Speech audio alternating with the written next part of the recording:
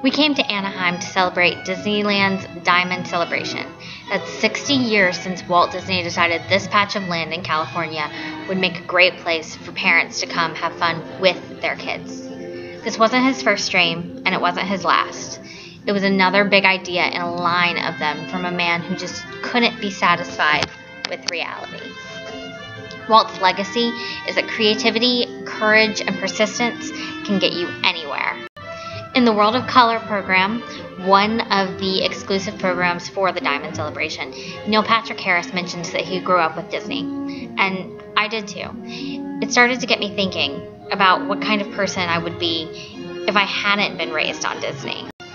Where would I be without Belle, who refused to settle for what everyone else wanted and instead found adventure in a place she never expected to find it?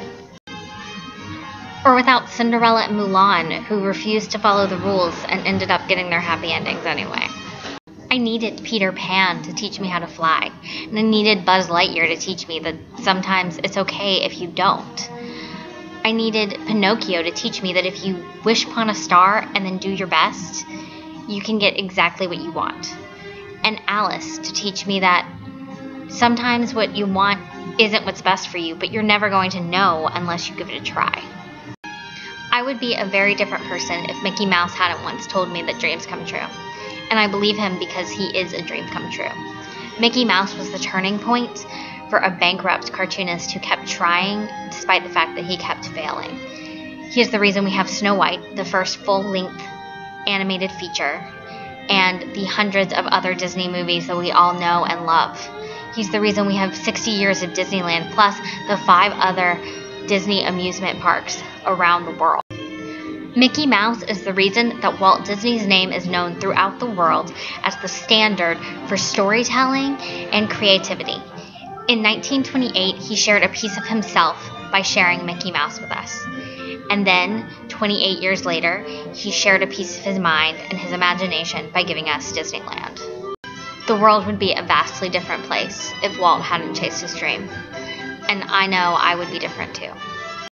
I know without Walt that I would be more afraid and less hopeful.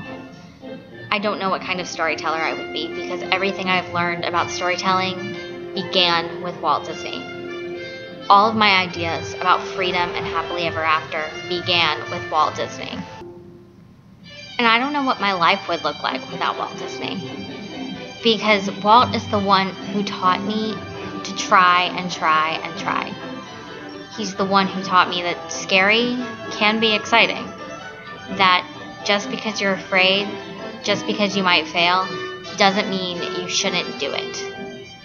So here's to Walt, and here's to 60 years of magic because one man decided he wasn't going to let a little thing like bankruptcy and failure stop him.